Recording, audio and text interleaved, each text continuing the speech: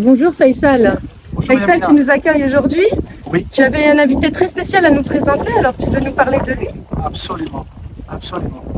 Alors, c'est vrai que quand j'ai rencontré Lahsen, j'ai été scotché de rencontrer un type comme lui qui est passé par un chemin que j'ai entendu parler lorsque j'étais dans mon pays d'origine en Algérie.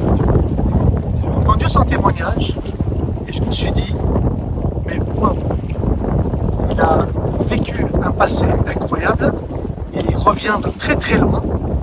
Et alors, autant au début, je me suis dit, bon, bah, ça y est, un musulman qui rencontre Jésus, bon, ça commence à être un peu classique maintenant. Mais par contre, le parcours qu'il a eu, là, j'ai tout de suite été saisi et je me suis dit, je vais le rencontrer Lahsen. Ok, Voici tu veux nous Lahsen présenter aujourd'hui. Larsen alors? Alors voilà, Lahsen. Bonjour tout le monde. Je m'appelle Lassen. Je suis d'origine algérienne. Je vais bientôt avoir 56 ans et je suis marié, sans enfant pour l'instant. Un jour viendra peut-être. Et voilà, je vais essayer de vous raconter un peu mon parcours. Donc, je fais partie d'une famille de 8 enfants. Ma grande sœur Fatima est la plus âgée et moi je suis le second. Je vais taire le prénom de mes autres frères et sœurs pour leur garder leur intimité. Et donc voilà, je suis orphelin de mère depuis l'âge de 4 ans. Mon papa s'est remarié. J'ai eu une vie très très dure au sein de ma famille avec ma mère, parce que je la considère comme ma mère parce qu'elle a pris en charge des enfants qui n'étaient pas les siens. Donc de ce côté-là, j'ai vraiment de la reconnaissance pour elle. Donc au bout de 18 ans, quand j'ai eu mes 18 ans, je suis parti de la maison tout simplement parce que j'avais dit quand j'étais jeune, je partirais à 18 ans parce que j'ai tellement souffert dans la famille que j'ai dit que je partirais. À l'âge de mes 18 ans, je suis parti et j'ai voulu vivre ma vie seul. Au début, ça a très bien marché. J'ai rencontré une fille, nous sommes mis ensemble et c'est une partie de ma vie que je ne vais pas trop exposer parce que c'est pour moi. Donc, après un incident très grave, je me suis retrouvé seul. Et la tristesse a fait en sorte que j'ai commencé à ne plus payer mon loyer. J'ai commencé aussi à boire beaucoup d'alcool. Et un jour, j'ai rencontré des frères musulmans qui m'ont parlé de l'islam. J'ai été interpellé par leur amour pour Dieu. Et je les ai suivis. Alors, Lahsen, juste quelque chose. Moi, tu vois, c'est ça qui m'a interpellé. C'est que nous sommes en 1988. Et moi, j'ai connu ce passage dans mon pays, les premières manifestations de 1988. C'est-à-dire, on était étudiants, et je me rappelle qu'il y avait un mouvement de manifestation, de contestation par des étudiants. Ça a commencé comme ça. Et ça allait crescendo jusqu'à l'arrivée des partis politiques dans lesquels il y avait le Front islamique du salut, c'est-à-dire Jabhat Islamiyya Lil-Inqadh. Et là, quand il a témoigné de ça, je me suis dit, waouh, moi, j'ai quitté mon pays à cause de ce qui se passait au niveau, parce qu'il y a eu une décennie noire qui était terrible, qui a mis le pays à sang et à feu. Et nous sommes cette génération qui avons quitté ce pays à cause de cette instabilité. Et voilà. Donc, et Lahsen était dans ce mouvement. C'est énorme. Wow. Alors Lahsen, toi, tu as été invité danser. C'était à l'époque de Abbas el-Madani. C'est-à-dire qu'à l'époque, j'étais vraiment déçu de la France, parce que moi je suis né en France, j'ai grandi en France, et on m'a enseigné depuis mon plus jeune âge que mes ancêtres c'était les Gaulois, donc j'étais français. Mais quand j'ai atteint ma majorité, pour aller dans le travail et tout, le Gaulois n'était plus là, c'était l'arabe, voilà, tout simplement. Et j'ai eu beaucoup, de portes fermées à cause de mes origines arabes et surtout algériennes. Et donc j'ai décidé de partir en Algérie. Je voulais vraiment m'installer là-bas, vivre là-bas. Puisqu'on ne voulait pas de moi ici, j'ai dit je vais retourner là-bas, dans le pays de mes ancêtres, de mes grands-parents. Étant donné que mon grand-père et ma grand-mère étaient encore vivants, donc j'avais encore toute ma place là-bas. Et je suis resté 1 an. Et au bout de ces 1 an, j'ai fait la connaissance de frères musulmans là-bas, qui étaient mes amis, qui faisaient partie pratiquement de la famille. Et c'était en 1988, comme l'a dit Faisal. Et c'était à l'époque du Front islamique du Salut qui était Jabha Islami al-Inqad. Il y avait des manifestations là où on criait Aliha Lahia, Aliha Lamout, wa biha Nitlaqan Allah. Ça, c'est la shahada. Est-ce que tu peux nous le traduire un peu, ce que ça veut dire Aliha Lahia, ça veut dire pour elle je vis. Aliha Lamout, pour elle je meurs. Aliha Lahia, Aliha Lamout, wa biha Nitlaqan Allah. Et avec cette parole, je rencontrerai Dieu. Donc, j'ai été et je faisais partie des premiers. C'est-à-dire, j'étais en première ligne, quoi. J'étais sur le front? à Fantassin, quoi. J'étais à Fantassin, celui qui. Et on avait confiance en nos dirigeants. Ils disaient, n'ayez crainte, même si l'armée sort, même si la police vient, nous, on sera les premiers devant vous et il ne faut pas fuir. Et malheureusement, quand l'armée est sortie pour empêcher Islami Al-Inqad d'accéder au pouvoir, c'était les premiers à fuir. Et on s'est retrouvés tout seul là-bas. Donc j'ai fait de la prison là-bas. Heureusement que j'avais quelqu'un de la famille, de mon père, le grand-oncle de mon père qui était procureur là-bas. Par ses relations, il a réussi à me faire sortir. Juste cette question, parce que c'est vrai que tu étais quand même dans un mouvement qui était radical. Hein, C'était radical. et il y a eu des familles qui ont été décimées. Hein, Des familles qui ont été décimées. Franchement, toi, est-ce que tu es rentré dans ce groupe ou alors tu es resté en retrait? Je n'acceptais pas la cruauté qui a été faite. C'est-à-dire que je peux vous l'assurer que ces deux mains-là ne sont pas tachées de sang. Je n'ai pas adhéré à tous ces meurtres, à toutes ces persécutions, mais j'étais musulman et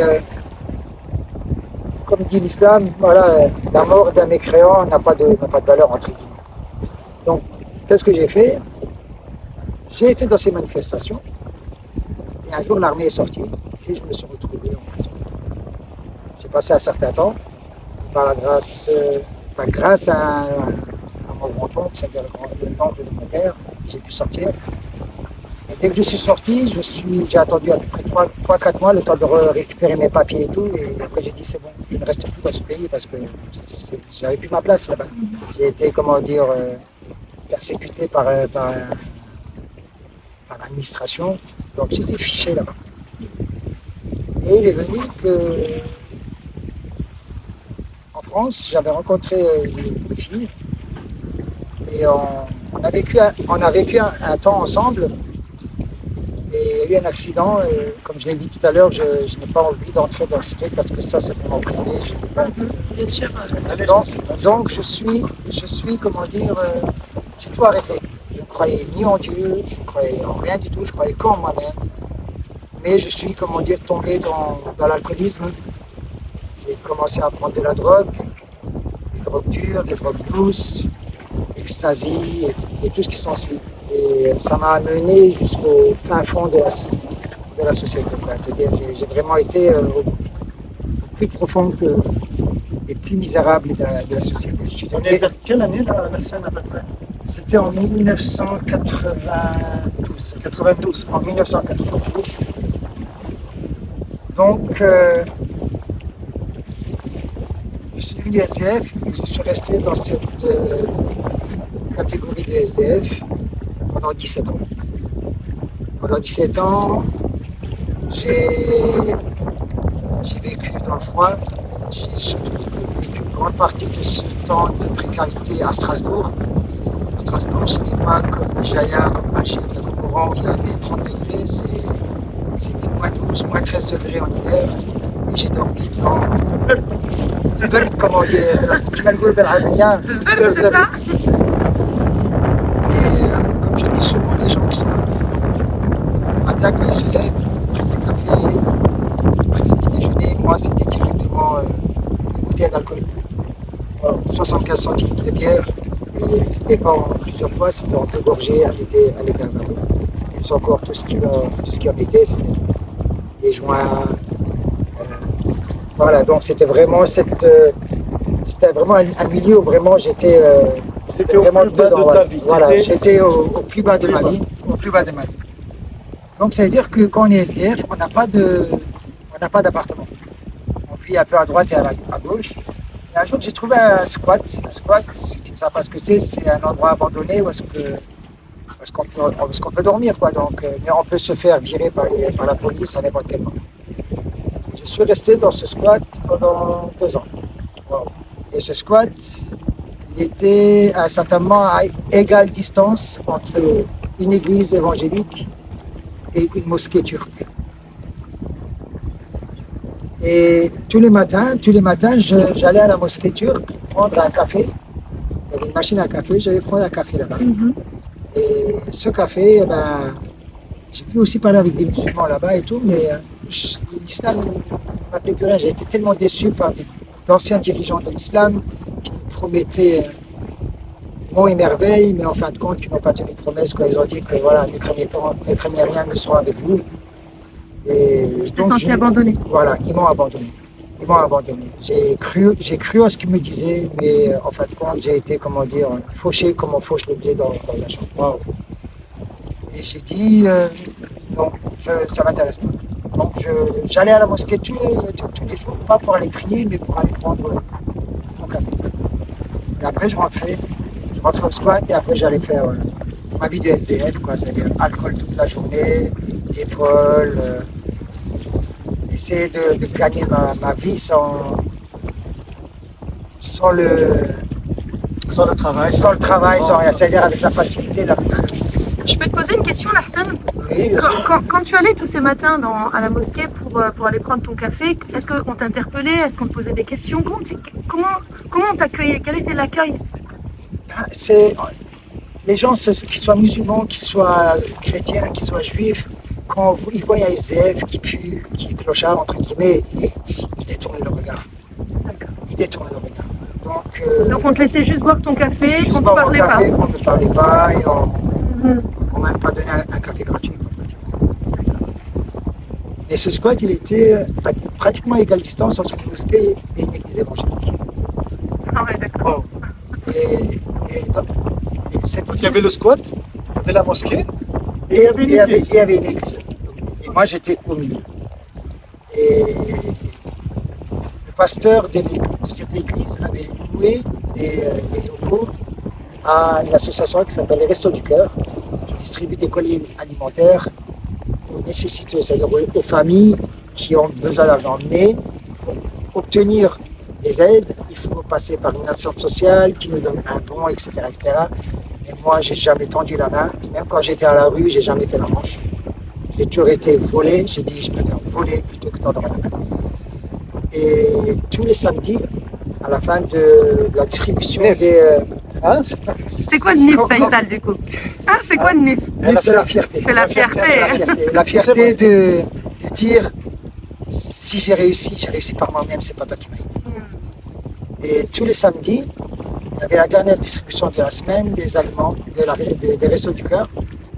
Et le reste, ils le jetaient à la poubelle. Parce que la date de péremption était arrivée et ils n'avaient pas le droit de donner des produits dont la date de péremption était arrivée. Donc ils étaient obligés de jeter à la poubelle. Et moi j'avais remarqué qu'ils jetaient toujours la nourriture à la poubelle et j'ai mangé pendant pratiquement 1 mois et demi. J'allais chercher de la nourriture dans les poubelles. Et des fois, il y avait des paquets qui étaient ouverts et malgré ça, Tu mangeais quand même. je mangeais quand même. Et un jour, il y a une femme, je vais taire son nom pour la protéger, et qui était chrétienne. C'est une Algérienne aussi comme moi. Une Algérienne Une Algérienne. qui était chrétienne.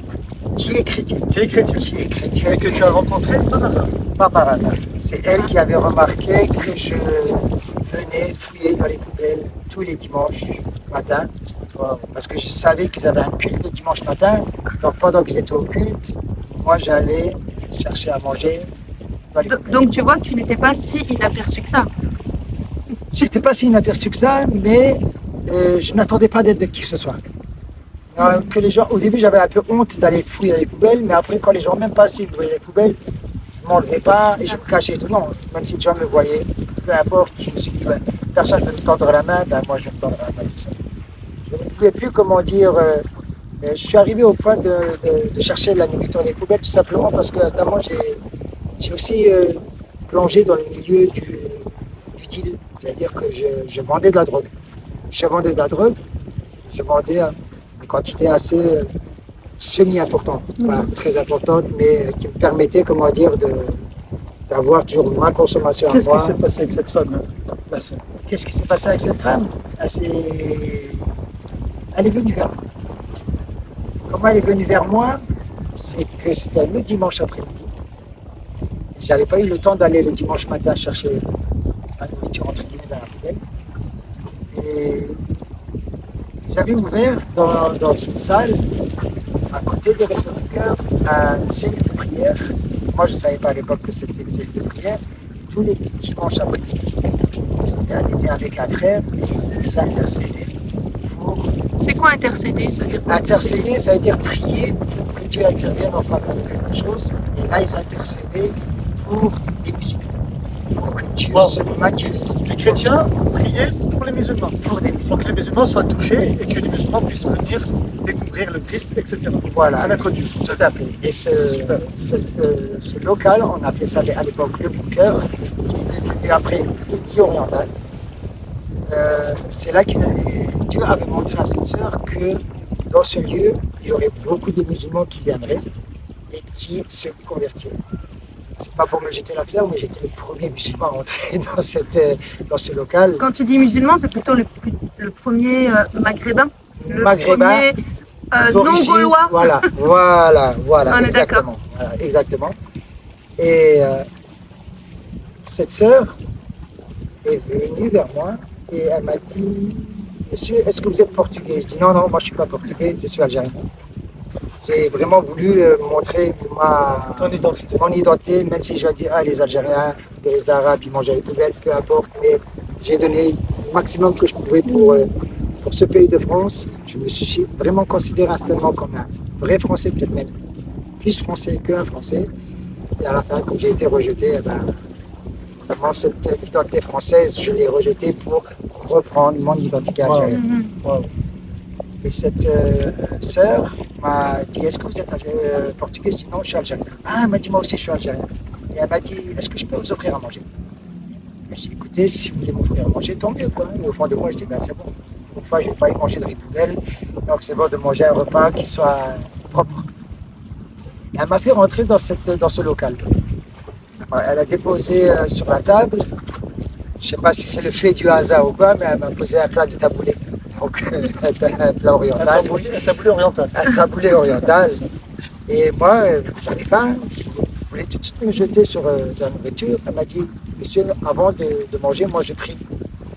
Moi, comme je la voyais algérienne, elle m'a dit qu'elle était algérienne. Je dis, bon, c'est bon, elle va dire bismillah, hop, tac, yallah, comme on dit, quoi. Et en fin de compte, elle commence à prier au nom de Jésus. Et là, je me suis dit, qu'est-ce qui se passe? Qu'est-ce qui se passe? Où je suis tombé encore. Mais j'ai respecté sa prière.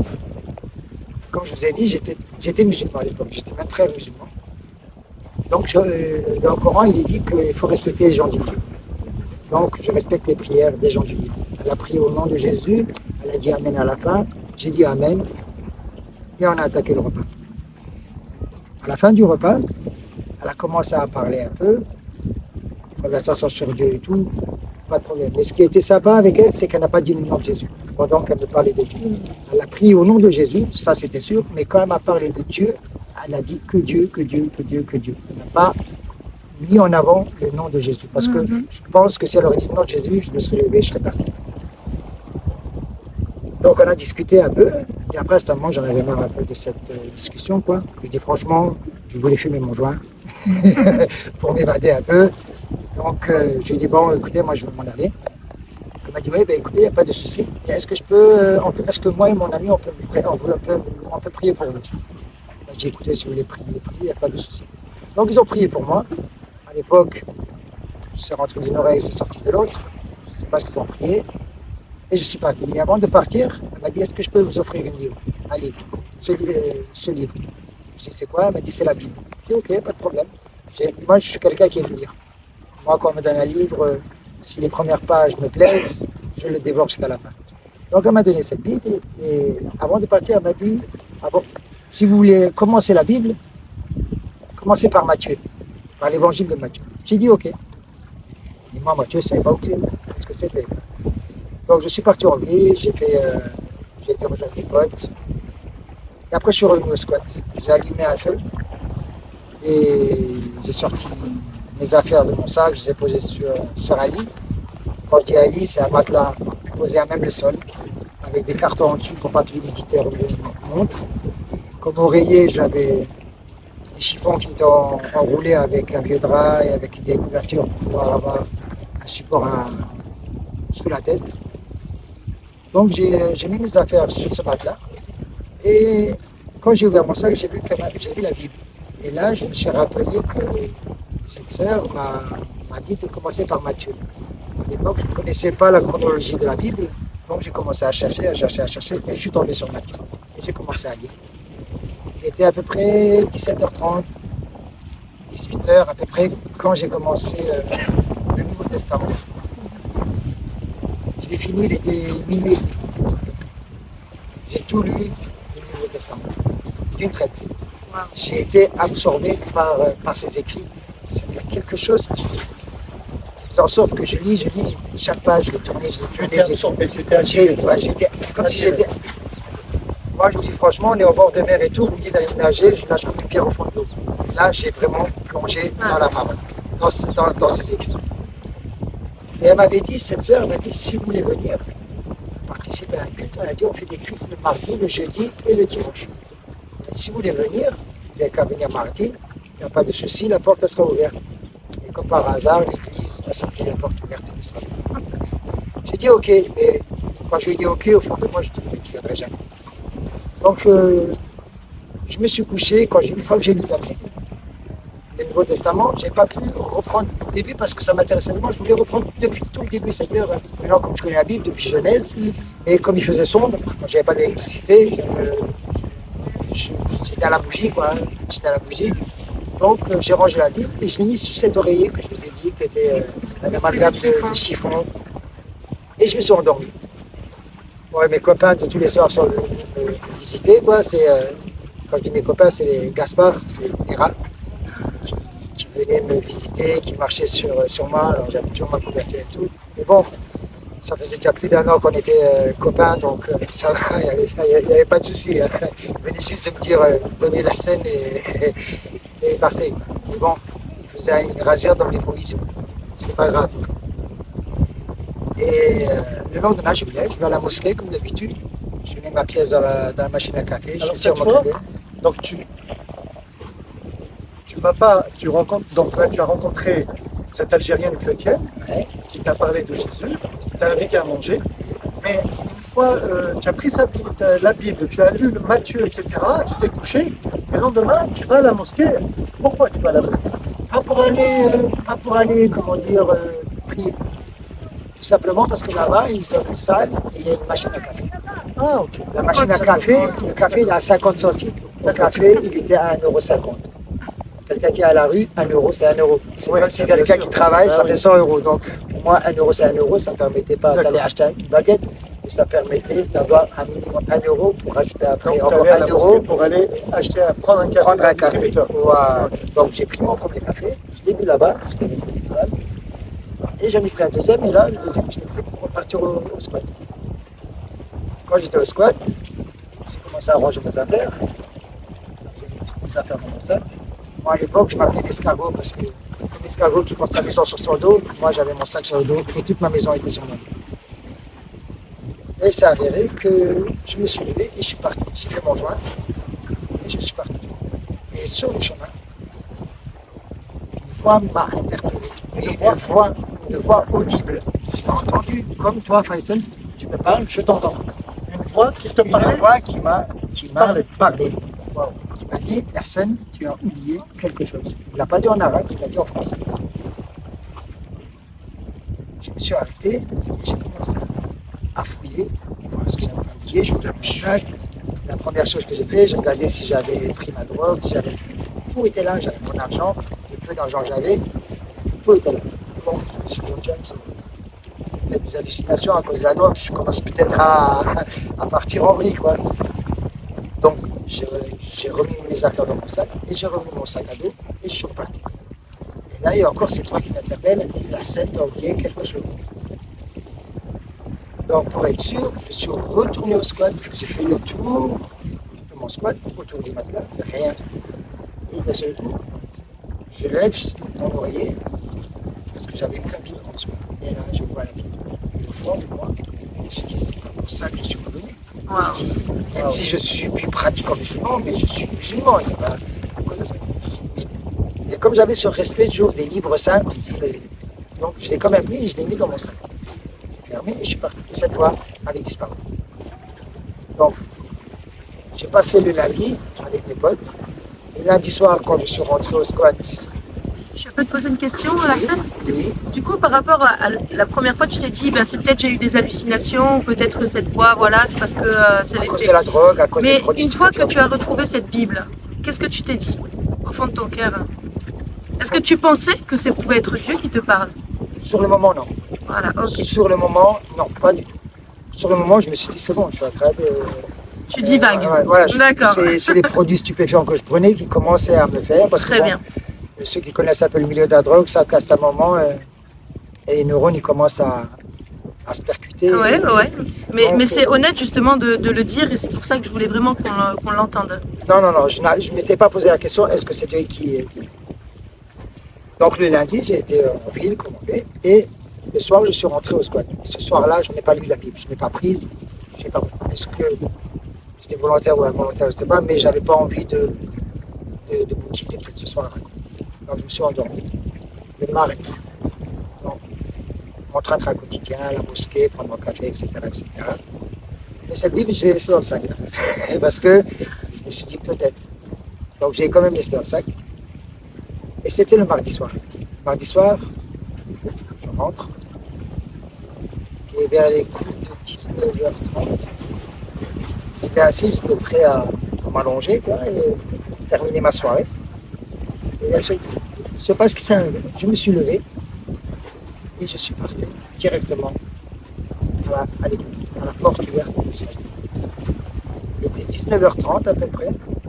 Je suis arrivé devant la porte.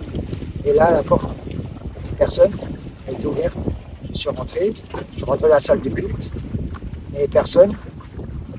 Moi, Ouria, j'ai dit son prénom, c'est pas grave. Ouria, c'est Ouria. Ouria m'a dit, ça ouvre à 20h. Ça ouvre à 20h. Donc j'ai vu qu'il n'était pas encore 20h. Je me suis assis au fond, tout au fond. Vous savez, quand on est nouveau quelque part, on essaie de se faire discret, donc on va au fond. Tout au fond. Donc je me suis assis et j'ai attendu. Et le temps commençait à paraître long. Et j'étais, là vous allez peut-être me voir, j'étais comme ça. J'avais la tête comme ça. Et j'étais en train de penser, et au fait quand je me disais, mais qu'est-ce que je fais ici? Et au moment où je me lève, j'entends un Alléluia. Et ça m'a presque percé les oreilles. Je lève la tête et c'était Ouria qui était là. Elle m'a dit, ah vous êtes venu quand même et tout. Là, je dis, pas de souci. Et elle m'a dit, et entre-temps, il y avait des hommes, il y avait des chrétiens qui sont rentrés et tout. Ils étaient rentrés. Et personne ne m'a dit bonjour. Personne n'est venu vers moi. Personne ne m'a dit qui êtes-vous, ceci. Pourquoi? Parce que, franchement, si aujourd'hui vous me rencontrez, je vais sentir peut-être du Hazaro, je vais peut-être du Pierre Cardin et tout. Mais à l'époque, je ne sentais pas ce parfum. Je puais. J'étais vraiment, comment dire, comme un cadavre, comme un tueur d'un cadavre. Quoi. Donc tu as ressenti exactement le même effet que quand tu allais à la mosquée prendre ton café, que personne te calcule. Exactement. À cause de ta tenue, à cause de ton physique de et ton odeur aussi. Mon odeur corporelle aussi, qui faisait en sorte que j'étais quelqu'un d'inapprochable. Quoi. Et Ouria me dit, il n'y a personne qui est venu près de vous. Je dis, non, il n'y a personne. Je lui dis, tant mieux quoi. Est-ce que je peux m'asseoir à côté de vous? Je dis, écoutez, c'est votre église, hein, vous asseyez où vous voulez. Et c'est assis à côté de moi. Et tout de suite après, il y a... Bon, maintenant je vais parler avec des mots chrétiens. Il y a la louange qui est venue. La louange, ce sont des chants. Voilà, la louange, ce sont des chants chrétiens qui sont à la gloire de Dieu. Et il y en a qui sont pour la reconnaissance, il y en a qui sont pour le remerciement. Et il y a une louange qui est venue instantanément, qui était Majesté, ta grâce m'a trouvé tel que je suis, je dépose entre tes mains ma vie. Et c'était exactement les mots qu'il me fallait. Et j'ai pleuré. Alors que j'étais un dur. À la rue, j'étais un dur. Les filles qui venaient me contrôler, je leur rentrais dedans, j'avais pas peur d'eux. Et là, j'étais vraiment comme un carpette, quoi. Et donc, qu'est-ce qui s'est passé? Il s'est passé que il y a quelque chose qui s'était passé au fond de moi et je l'avais senti. J'avais senti qu'il y avait quelque chose qui s'était passé. Et c'était le 12 juillet 2006. D'accord. Le 12 juillet 2006, c'est pour ça qu'il n'y a pas si longtemps là, j'ai fait des 18 ans de conversion. Wow. Et le lendemain, le 13 juillet, j'ai été au magasin Auchan et je me suis acheté un pantalon tout neuf. Je me suis acheté une chemise toute neuve, elle était toute blanche. Je me suis acheté des chaussures de ville. Je me suis acheté tout. En fait, quand je m'étais refait une garde-robe, quoi. Mais je ne les ai pas mis. Je les ai mis dans un sachet et je les ai mis dans mon sac. Parce que je m'étais rappelé que William m'avait dit qu'il y avait un culte le jeudi et qu'il y avait aussi une réunion le dimanche. Celle de jeudi, j'ai pas été. Et celle de dimanche, je me dis, mais à côté de mon squat, il y avait un robinet extérieur et je me suis douché. Les gens me voyaient me doucher là. Je me lavais carrément dehors. Je me suis lavé et je me suis changé. Je suis rentré dans l'église. Et cette fois-ci, là, les gens sont venus là. Pourquoi tu ressentais ce besoin de te laver, d'être propre, d'être avec des habits neufs? On dirait que tu as pris conscience qu'il y avait ton créateur et que tu allais à sa rencontre, ou c'était juste parce que tu allais dans un lieu où voilà, tu avais envie d'être assimilé aux autres et puis être bien dans ta tenue? Si j'ai eu à cœur d'entrer dans cette église propre, Oui. c'est tout simplement parce que, au fond de moi, il y a mon ancienne nature qui était revenue. Même quand j'étais musulman à l'époque, je prenais le Coran, j'avais ma propre. Ah, oui. J'étais propre. Je vois. Comme on dit en arabe, on dit l'odo. L'odo. L'odo. Donc c'est-à-dire qu'on se purifie avant de prendre le Coran. L'impulsion. Voilà, en français, c'est l'impulsion. Donc, et pour moi, une église, parce que d'après le Coran, le prophète de l'islam, Mohammed, il a même été prié dans des églises. Il a prié dans des églises. C'est un lieu que tu respectais. Voilà, donc c'est un lieu à respecter. Donc je suis rentré dans cette église, habillé comme un sous neuf. Et comme par hasard, c'était pas le même accueil. Il n'y a pas eu le même accueil, tout simplement parce que je sentais bon, j'étais propre, j'étais tout beau. Et ce qui m'a vraiment, comment dire, touché, c'est l'amour de Huria. Elle s'est battue bec et ongle pour pas que personne s'approche de moi, pour pas que je sois, comment dire, attrapé par des docteurs ou des personnes qui auraient voulu, comment religieux. dire, voilà, des religieux. Elle s'est vraiment battue, vraiment comme une tigresse pour me protéger, et me préserver. Et j'ai commencé à venir régulièrement au culte. Et Ouria avait parlé à deux frères, à un couple de chrétiens. Et lui a dit, et voilà, ça c'est la scène. Et il est, comment dire, les aime. Mais il ne veut pas que l'Église sache qu'il les aime. Et je leur ai dit, si vous dites à qui que ce soit dans l'Église, même au prêtre, parce que le prêtre m'a dit non, c'est pas le prêtre, c'est le pasteur. Même au pasteur, je suis SDF, je rentrerai plus dans cette église, il a pu de venir vers moi ou quoi que ce soit, mon enseignant, quoi que ce soit. En promis qu'il ne dirait rien. Donc ça veut dire pendant 3 mois, et pendant 2 mois, les gens ne savaient pas. Je venais à l'église tous les mardis, tous les jeudis, tous les dimanches, et les gens ne savaient pas que j'étais SDF. Pourquoi tu ne voulais pas qu'ils aient compassion de toi? Tu ne voulais pas qu'on te prenne par pitié? C'était quoi le but? Non, tout simplement parce que j'ai vu dans la Bible que Dieu était capable lui-même de pouvoir à tous les besoins. Je ne voulais pas avoir l'aide d'un être humain. Waouh! Donc c'est déjà bien parce que tu disais que tu peux aller compter que sur toi et là maintenant tu as accepté que Dieu pouvait t'aider.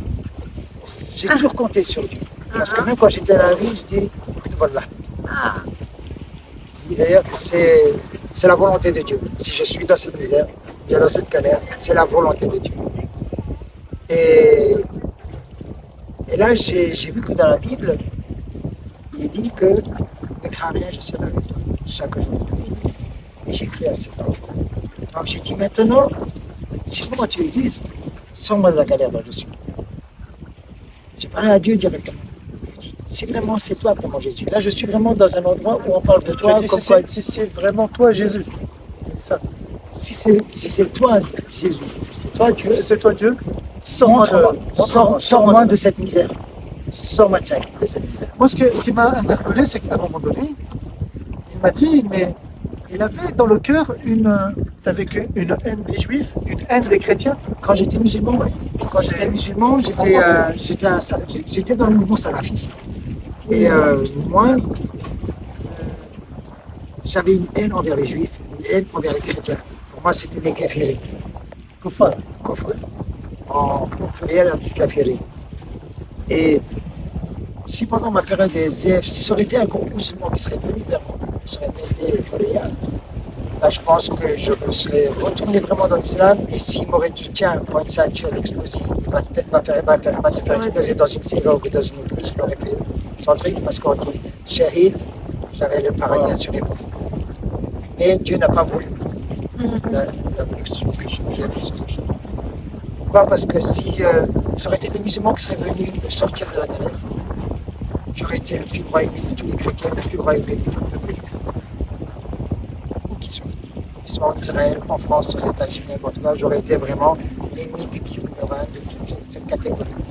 Et est-ce que ça a disparu? Qu'est-ce qui s'est passé?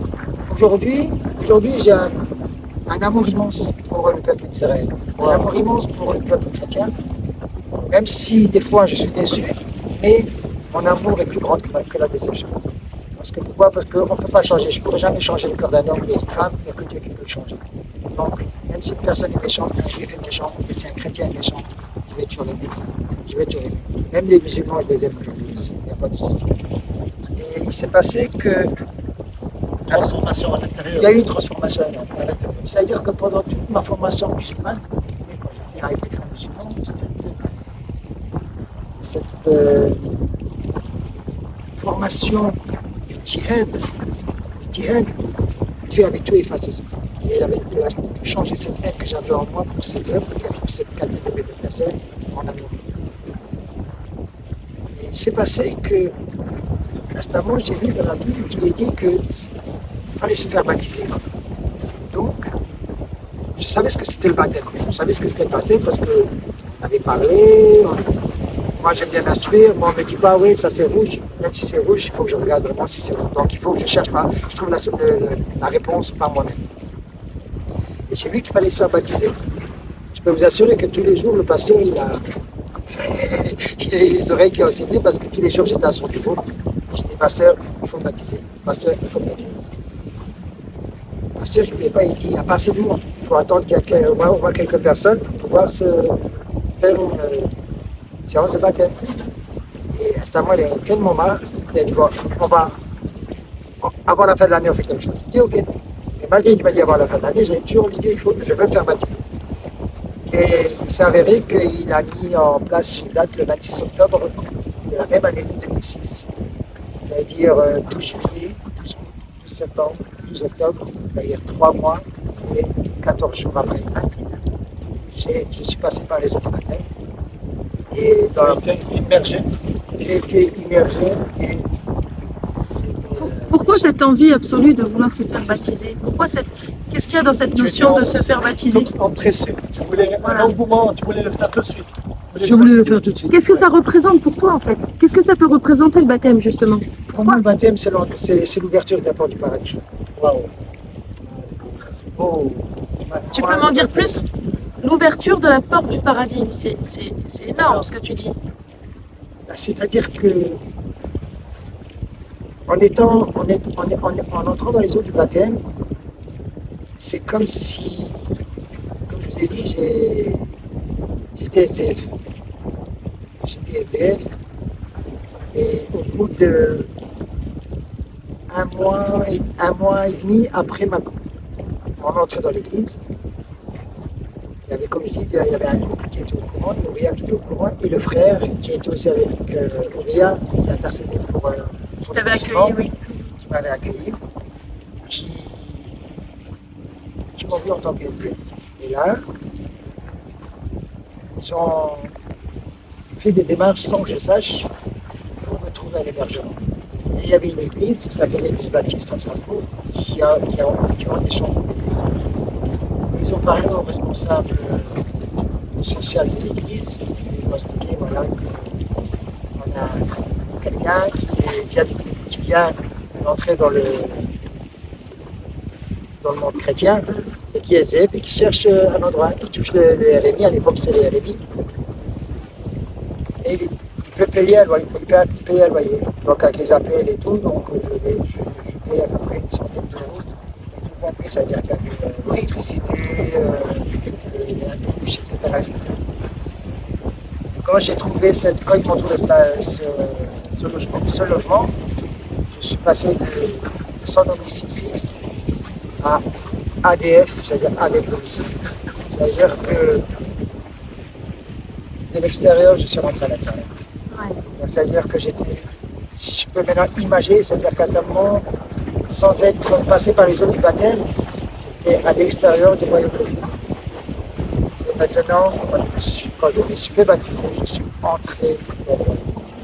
Donc ce passage d'être plongé dans cette eau et de ressortir, c'est que là maintenant tu fais partie tu es dans un autre lieu en fait. Je suis dans un autre lieu. Parce que quand je suis rentré la première fois dans cette chambre meublée, la première chose que j'ai fait, je me suis pris une douche. Donc la signification de l'eau est quelque chose de très important pour toi. De laver. Et je ne pouvais pas me mettre dans des draps propres dans une autre chambre avec la saleté sur moi.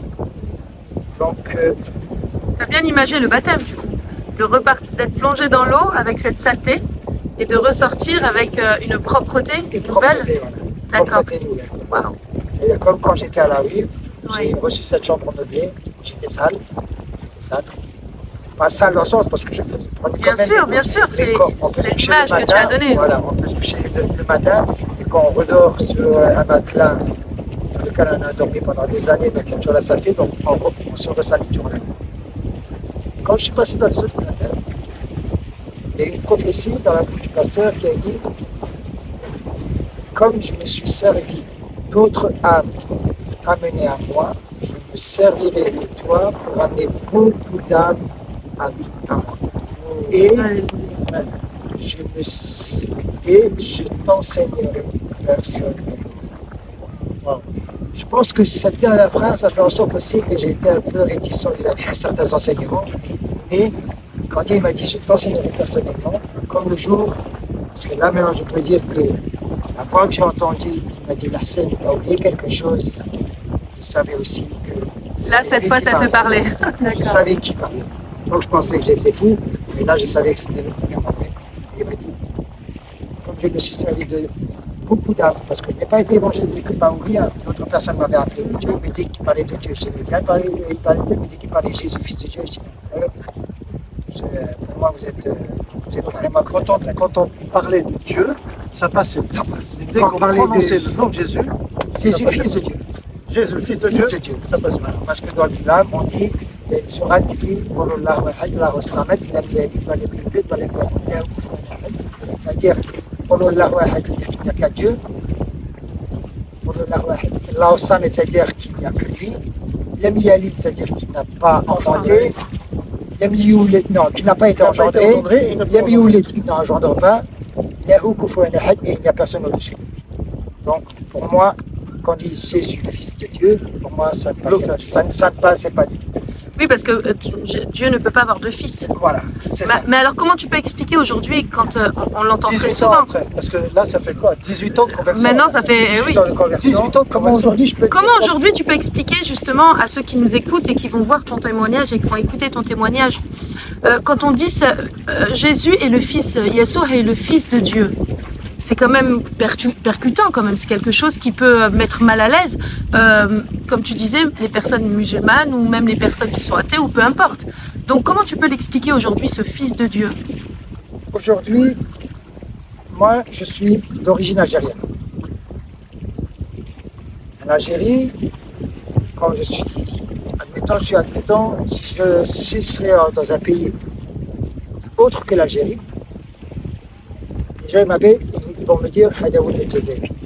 Ah oui, d'accord. Pourtant, l'Algérien m'a pas fondé. Ça, Hadaoul El Jazair. Hadaoul de France. Celui qui habite au désert, on dit Ould de Sahara. Donc, c'est dans ce contexte-là qu'il faut prendre fils. Quand on dit fils de Dieu, Jésus fils de Dieu, c'est-à-dire qu'il a le même tempérament que Dieu. Il a la même profondeur que Dieu. Je suis français, je suis né en France, mais je sais qu'au fond de moi, j'ai quand même quelque chose de l'Algérie. Donc, je suis le fils de l'Algérie, mais je suis aussi le fils de la France. Pourquoi, si on va dans un cimetière militaire et tout, on voit des stèles où il dit à nos enfants morts pour la France. Donc c'est dans ce contexte-là qu'il faut le prendre. C'est dans ce contexte-là que j'essaie des fois d'expliquer fils de Dieu. Et c'est pour ça que des fois il y a beaucoup de musulmans, quand je leur parle comme ça, ils écoutent, parce que j'arrive à expliquer la notion de fils. Oui, c'est pas le fils né d'un père et d'une mère, voilà. Non, pas du tout. Et il y a aussi des gens qui disent pourquoi on dit au nom du Père, du Fils et du Saint-Esprit. Et il y a beaucoup de gens qui ne savent pas répondre. Moi, je dis tout simplement, prenez de l'eau. L'eau, il peut avoir trois formes. L'eau, la vapeur, le glaçon et le gaz. La forme liquide, la forme gazeuse et la forme solide. Oui. La forme liquide, c'est l'eau que nous connaissons. La forme gazeuse, c'est quand il y a la vapeur. Et la forme solide, c'est quand il est glacé. D'ailleurs, nous-mêmes, nous sommes composés en trois parties. En trois parties. Âme, corps et esprit. Âme, corps et esprit. Donc, je me suis fait baptiser le 26 octobre 2006. Les 2 premières années ont été vraiment des années où j'étais vraiment celui qui écoutait, celui qui marchait selon ce qu'on disait à les églises. Mais j'étais vraiment dans la lecture de la Bible, J'ai plus appris en lisant qu'en écoutant. Donc, voilà un peu mon histoire. Et je veux juste vous dire qu'aujourd'hui, je suis marié avec une chrétienne. Oh, c'est la scène. Tu as épousé Christine. Une femme française? Alors que moi, j'avais dit je ne marierai jamais avec française. Ouais, il avait dit c'est ça, hein. Je n'ai pas voulu dire ça, mais bon, le frère Faisal, il m'a piégé, entre guillemets. Comme mais quoi, hein. C'est vrai qu'à l'époque, j'ai dit jamais je me marierai avec une française.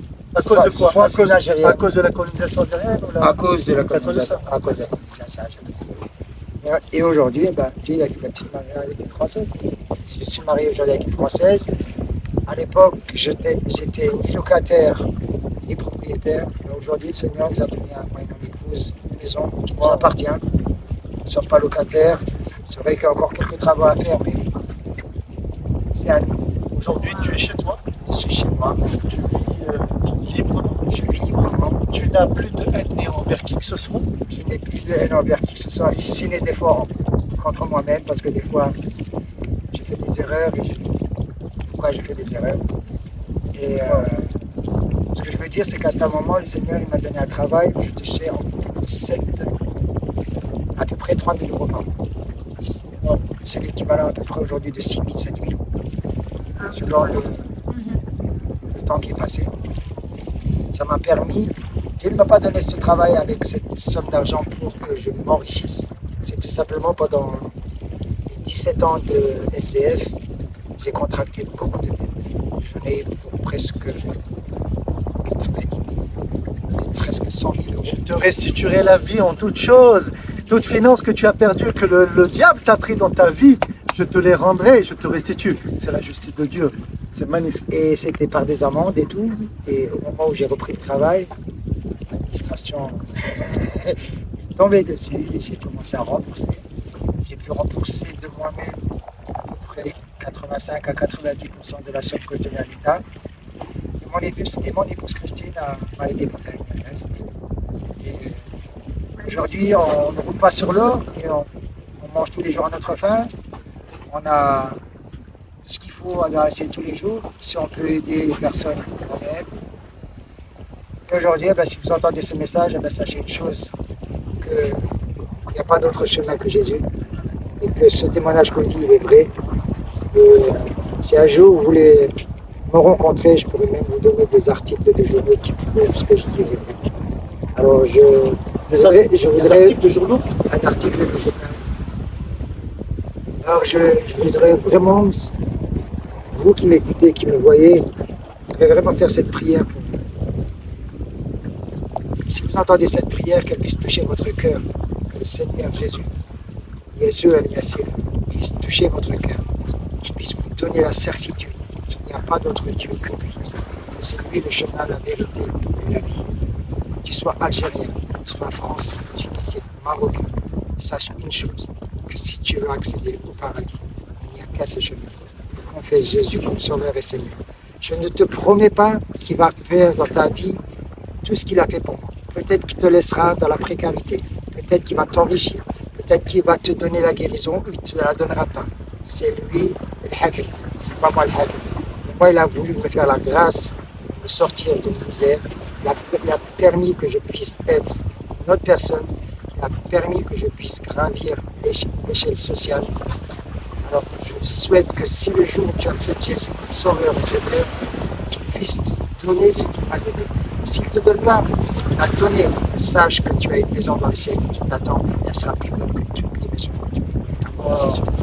Que le Seigneur te bénisse et qu'il t'accorde sa grâce et qu'il t'accorde sa vérité pour son nom. Je te salue au nom de Jésus. Merci beaucoup, Attends, Hassan. Hassan, alors maintenant on a fini le témoignage. Tu piques, Hassan. Hassan. Tu piques, tu piques, on va nager. Moi, je nage comme il pleut au fond de l'eau, alors je m'en vais. C'est ça. Alors Faisal, en tout cas, merci beaucoup pour cette présentation. Merci pour notre frère, en tout cas. Et est-ce que toi, tu as envie de rajouter quelque chose en cette fin de vidéo? Écoute, Moi, je voudrais juste que vous filmiez mon épouse, qui a été un instrument très important dans... J'ai eu le plaisir, moi, en tout cas, de rencontrer Christine. Et Christine, c'est une femme incroyable de beauté, d'humilité, de douceur, de tendresse et d'amour. Tu dégages beaucoup d'amour. Et je pense qu'il fallait une Christine comme un Hassan. Et il fallait un Hassan pour une Christine. Il ne fallait pas une Fatima pour la scène parce que... Fatima, elle aurait été peut-être trop dure. Voilà. Est-ce que toi, tu veux ajouter quelque chose, Christine, peut-être? Oui, je voulais juste dire, voilà, c'est moi, la Française,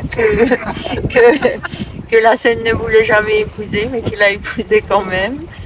C'est le Seigneur vraiment qui nous a mis l'un et l'autre sur le même chemin, je pense. Et voilà, on a deux caractères bien différents. On se complète dans plein de choses, on se dispute dans plein d'autres, mais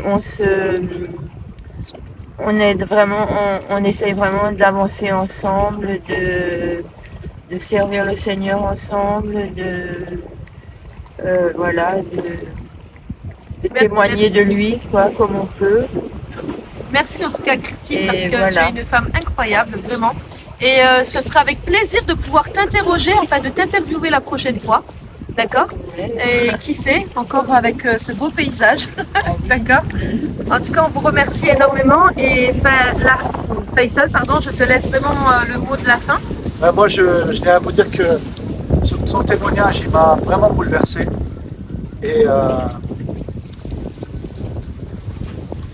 il est vraiment vrai. C'est un vrai témoignage. Et moi, ça m'a touché parce que ce qui m'a percuté, c'est que quand j'ai quitté mon pays, c'est à cause justement de ceux qui ont été embrigadés dans mon pays et qui ont fait un carnage et qui n'ont pas compris qui était vraiment Dieu. Et je bénis le grand créateur, Dieu, d'avoir touché le cœur de la scène, de l'avoir transformé, de l'avoir sorti de sa misère, non pas qu'une misère matérielle et physique, mais c'est surtout la misère spirituelle, parce que la souffrance, elle est spirituelle en vérité. Et c'est ce qu'il a fait avec moi aussi. Et il m'a sorti de ma misère, de ma pauvreté spirituelle. Donc, que tous ceux qui entendent ce message puissent vraiment s'examiner et puissent vraiment se poser les questions essentielles. c'est qui es-tu Dieu? Je veux te connaître moi aussi. Et je veux connaître la vérité. Parce qu'il est la vérité. C'est ce qui est écrit sur ton t-shirt, Yamina. La vérité. La vérité! La vérité. La vérité! Merci beaucoup. Salam à tous. Shalom. En tout cas, on va se Shalom, mettre- shalom. Allez, le plongeon maintenant. Allez, go!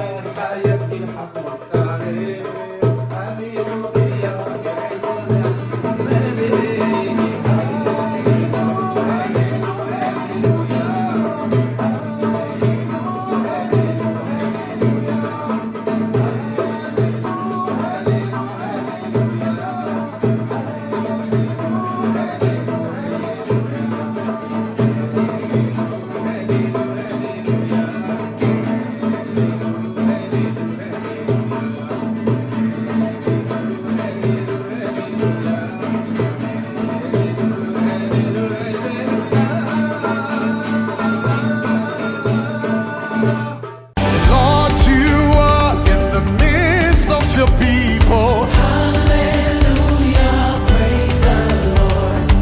We have come, Lord, to gaze at your glory.